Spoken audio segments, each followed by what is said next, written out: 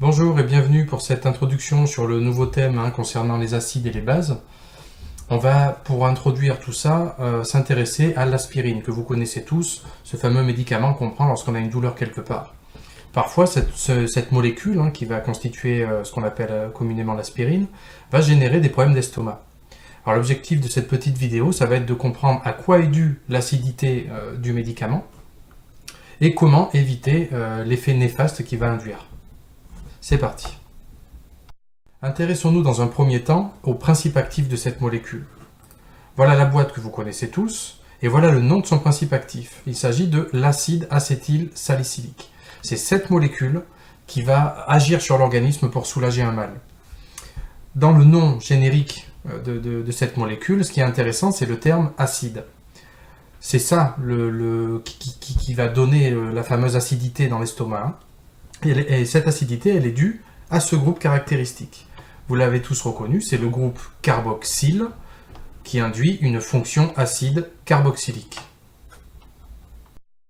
Ça, c'est ce qu'on vous disait en classe de première S. Là, on va aller un tout petit peu plus loin, puisqu'on va comprendre pourquoi est-ce qu'on parle d'acide et qu'est-ce qui se passe concrètement sur la molécule lorsque l'acidité est libérée.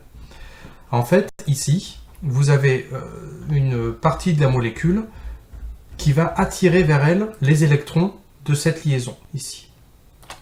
Cette liaison va se retrouver fragilisée. Tellement fragilisée, l'hydrogène qui est lié à cette liaison va pouvoir être arraché par une autre molécule.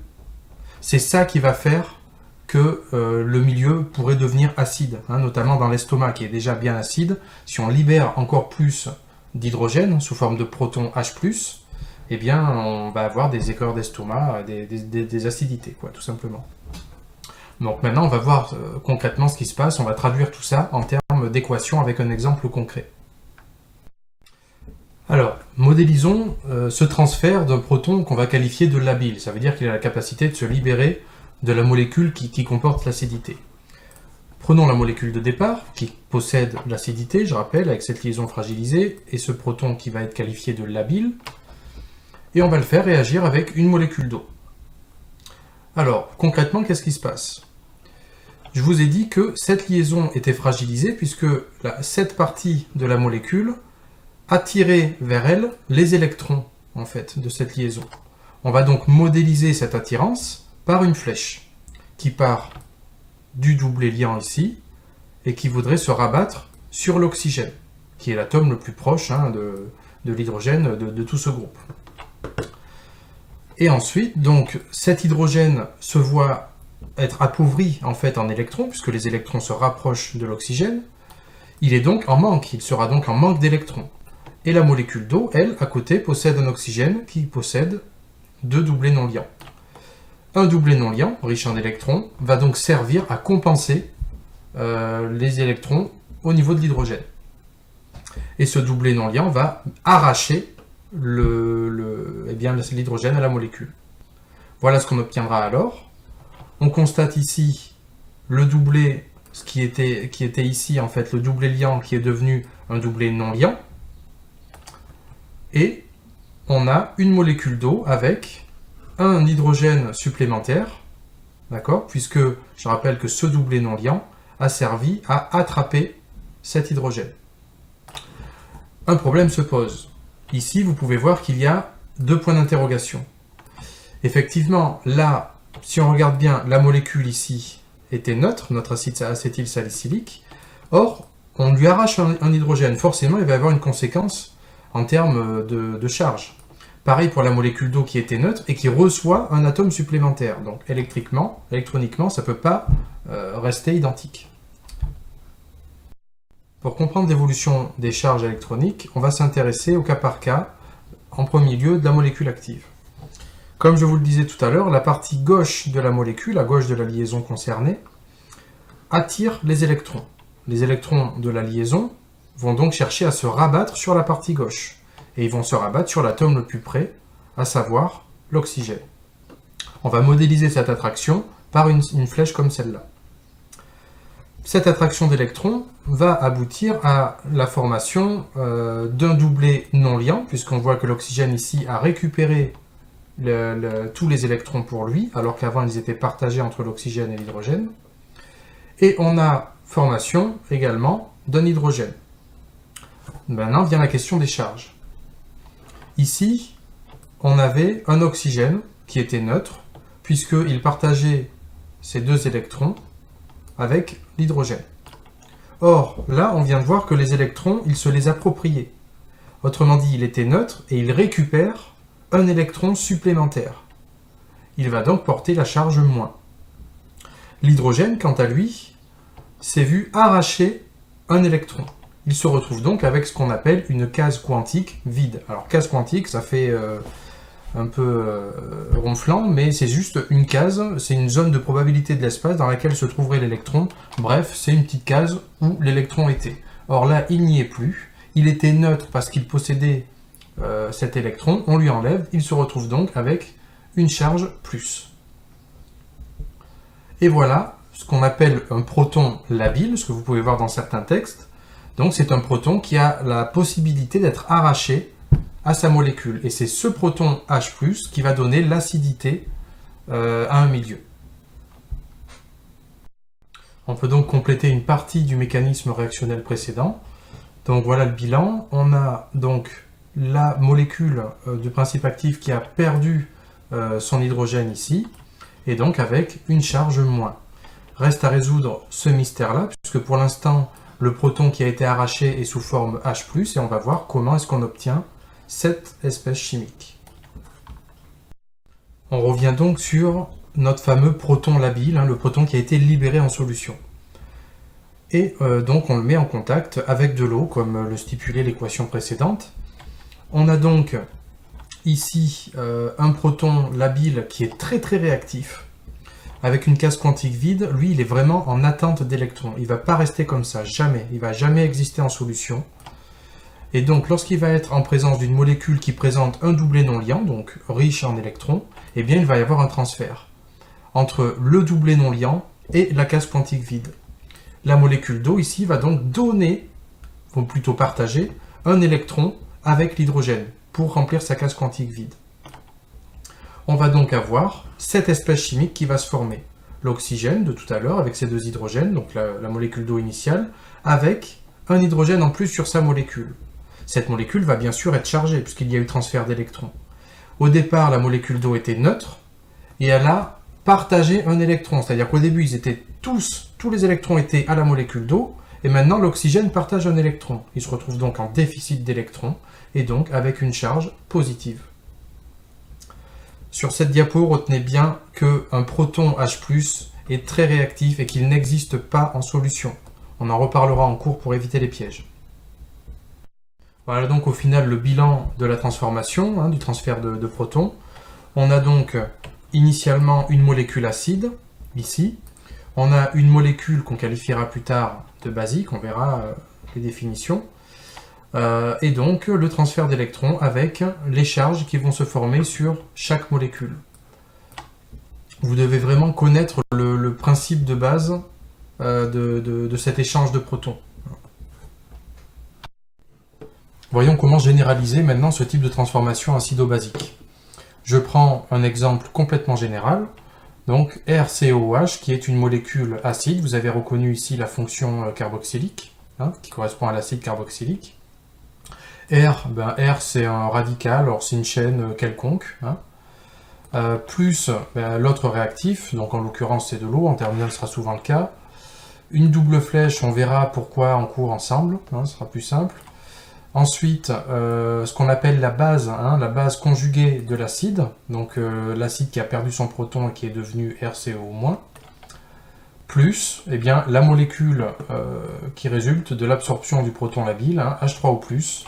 Donc on a l'acide ici, sa base qu'on appellera base conjuguée, puisqu'elle résulte en fait de l'acide initial, et donc le fameux ion oxonium H3O+, qui va constituer l'acidité de la solution. Alors cette acidité, il va falloir apprendre à la quantifier. On ne va pas pouvoir parler de quantité de matière d'H3O+, pour définir l'acidité, ce serait trop compliqué pour être rapide. Donc on va la quantifier grâce à une formule mathématique qui est pH égale à moins log de H3O+. Alors, je suis en train de faire une autre vidéo sur la fonction logarithmique utilisée en physique. Donc pour l'instant, observez l'écran de la calculatrice, enfin plutôt le clavier, et regardez la présence de cette touche log. Pour vous, pour l'instant, ça va être un outil mathématique. Voilà, c'est une touche sur la calculette, donc pas de panique avec ce log. Ok, on en reparle en classe.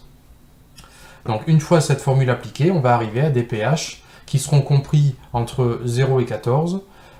Donc ça, pour rappel, si le pH est inférieur à 7, on parle de solution acide, supérieur de solution basique et égal à 7 de solution neutre. Tout à l'heure, on parlait de l'effet néfaste de l'aspirine et surtout, on voulait savoir comment l'empêcher. Donc vous avez bien compris que c'était l'acidité de la molécule active le problème. On va donc voir comment les pharmaciens ont fait pour le contrôler, quoi. Donc en fait, ils nous vendent de l'aspirine tamponnée. D'ailleurs, je vous invite, quand vous en achetez de l'aspirine, à demander de la tamponner, d'accord? Parce que ce n'est pas toujours le cas. Ce terme tamponné vous indique en fait que l'aspirine que vous absorbez ne va pas se trouver sous sa forme acide, mais sous sa forme basique, puisque l'effet sera le même qu'il s'agisse de l'une ou l'autre. Donc maintenant, on va voir une petite vidéo que j'ai trouvée sur Internet. Vous avez le lien dans la description de la vidéo, donc qui nous explique le principe d'une solution tamponnée. Une solution tampon possède un pH qui varie peu lorsqu'on lui ajoute une petite quantité d'acide ou de base. On utilise ce type de solution dans la fabrication de l'aspirine tamponnée. Sous sa forme acide acétylsalicylique, l'aspirine est extrêmement corrosive et insoluble dans l'eau. On ajoute de l'hydrogénocarbonate de sodium qui joue le rôle de tampon. On obtient ainsi de l'aspirine tamponnée.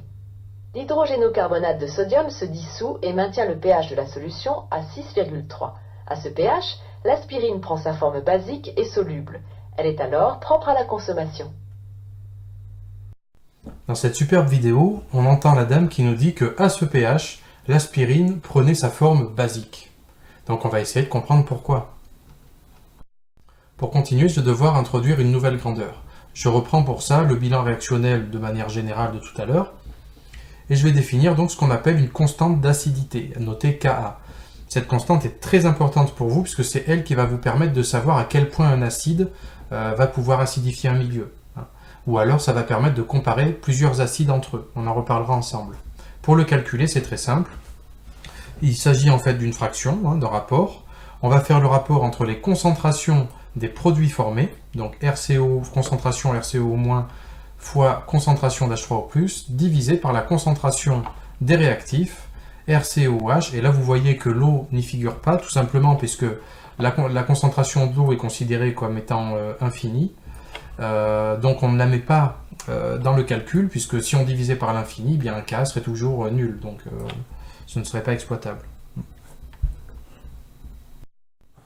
Alors le problème de cette constante d'acidité, c'est les valeurs qu'elle va induire. Par exemple, la constante d'acidité de l'aspirine est la suivante, 3, tout ça, 10 puissance moins 4. Notez qu'il n'y a pas d'unité, on en reparlera. Ce chiffre est difficilement exploitable et fastidieux à manipuler si vous faites des formules un petit peu longues. On va donc utiliser, encore une fois, le logarithme. Donc on va introduire une nouvelle donnée qui est le pKa égale à moins log de Ka. Notez que ça ressemble un peu au pH égale à moins log de H3O+. C'est le même principe de simplification. Donc si vous le calculez, vous pouvez faire le test. Moins log de 3,16, etc., 10 puissance moins 4, ça vous donne un pKa de 3,5. Grandeur qui, vous serez d'accord avec moi, est beaucoup plus simple à manipuler.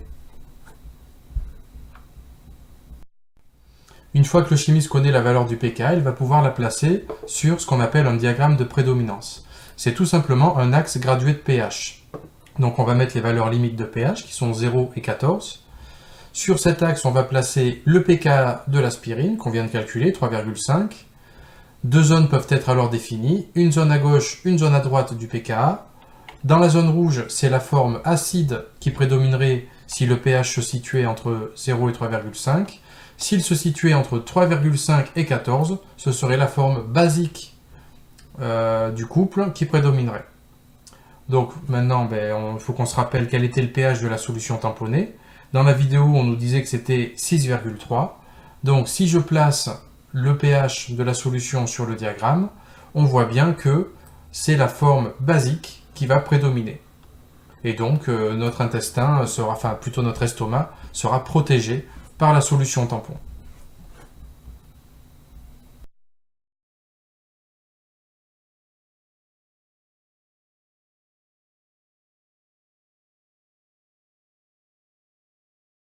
Donc voilà ce qui concernait une petite introduction en fait sur les chapitres qui vont suivre, sur les espèces acido-basiques. J'espère que vous avez bien noté les questions comme je vous avais demandé de le faire, parce que je suis sûr qu'il y en a. J'ai évidemment pas tout dit dans la vidéo pour pas trop l'alourdir, donc il y a des choses sur lesquelles je reviendrai au fur et à mesure de vos questions. Allez, à bientôt en cours, bon courage.